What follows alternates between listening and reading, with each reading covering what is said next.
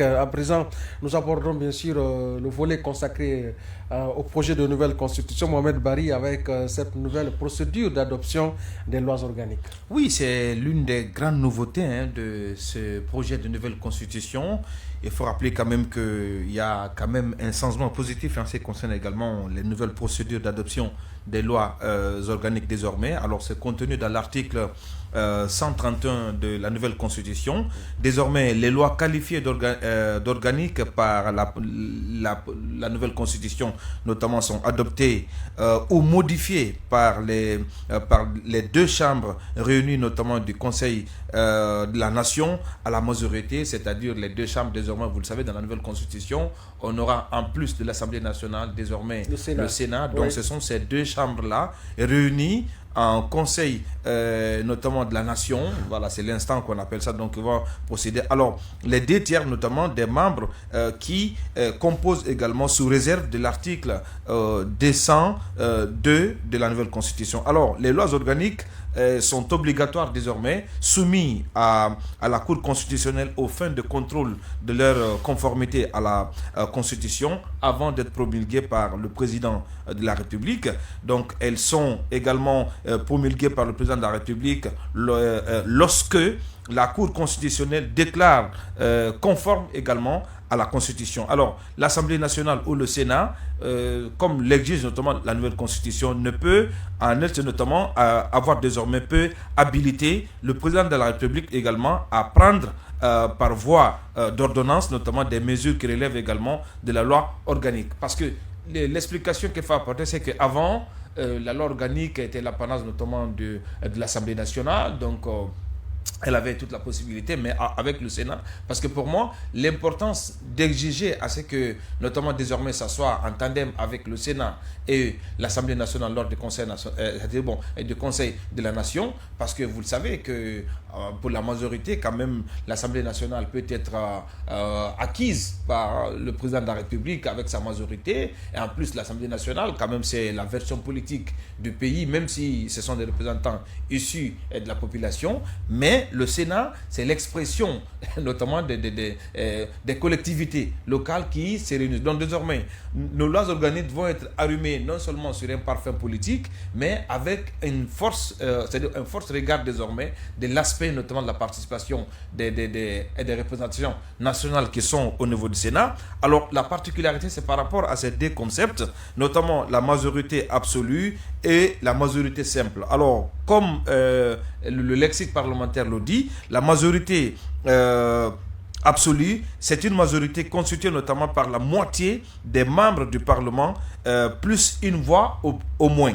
Alors que la majorité simple, notamment, c'est la majorité constituée par la moitié des voix des membres du Parlement présents à l'hémicycle, plus une voix au moins. Donc, c'est la petite nuance qu'il fallait apporter. Mais ce qui reste clair, c'est que désormais, ce n'est plus l'apanage, notamment en termes de propositions, seulement que du Parlement, et avec notamment la présence du Sénat. Donc, on aura la chance d'avoir désormais des lois organiques qui seront bâties sur ces regards-là, d'un côté politique, mais d'un côté également de la représentation nationale, ce qui pourrait quand même nous permettre de sortir un peu des lois débarrassées de toutes les, notamment positionnement politique, aux fins politiques, notamment des modifications constitutionnelles fantaisistes. Très bien. Tout ça pourra désormais être derrière nous. Oui, on sait quand même que les lois organiques, pour nos téléspectateurs, sont le prolongement, on va dire, de la Constitution. Oui. Elles sont suffisamment lourdes, elles sont suffisamment grandes pour être analysées, examinées par une seule chambre du Parlement. Donc,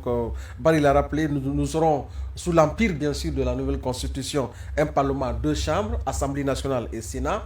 Donc, pour l'examen, selon l'article 131 de ce projet de nouvelle Constitution, pour l'examen donc de ces lois organiques, et il revient à ces deux chambres réunies en Conseil de la Nation on va dire, d'examiner... Dans les autres pays, c'est l'équivalent du Congrès aux États-Unis. Du Congrès aux États-Unis. Libéria, tout près, on appelle ça la Chambre des représentants. Donc en Guinée, ça va être le Conseil de la Nation. Tout à fait. Donc, Bella Kamano, la nouveauté, c'est le fait que nous aurons un Sénat qui va venir on va dire, créer, en tout cas, être la deuxième chambre du Parlement. Donc les deux tiers ne seront pas qu'au Parlement, les deux tiers regroupe et le Parlement et le Sénat. C'est la nouveauté fondamentale par rapport à la procédure d'adoption des lois organiques.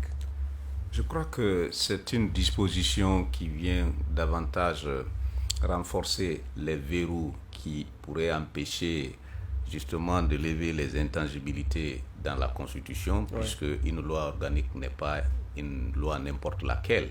La loi organique, je crois, selon la hiérarchie des normes, après le bloc de constitutionnalité, après le bloc législatif et le bloc réglementaire, vous avez directement des lois.